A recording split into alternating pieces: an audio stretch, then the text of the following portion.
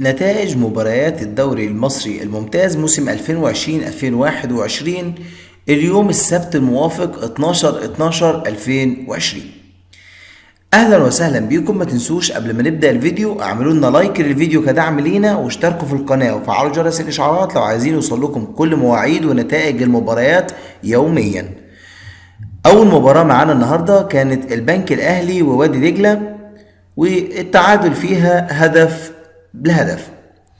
طبعا البنك الاهلي ونادي سيراميكا كليوباترا من الانديه اللي صعد للدوري جديد. نادي سيراميكا كليوباترا متصدر الدوري المصري. النهارده النادي البنك الاهلي ووادي دجله بالتعادل هدف لهدف.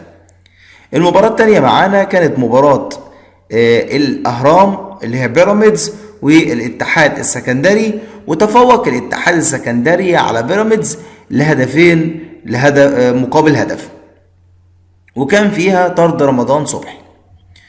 المقاولون العرب والزمالك، مباراة النهاردة كانت قوية جدا بين المقاولين العرب والزمالك. ذئاب الجبل بيقترحوا انهم يفوزوا على نادي الزمالك. نادي الزمالك بيحاول عدم اهدار النقاط من بداية الموسم. الحمد لله النهاردة تم التفوق وفوز نادي الزمالك وهدفين دون رد. نادي الزمالك النهارده تفوق، وطبعا انا نشرت لكم ترتيب الدوري المصري، هتلاقوه برضو على قناتي بتاع النهارده يوم السبت 12/12.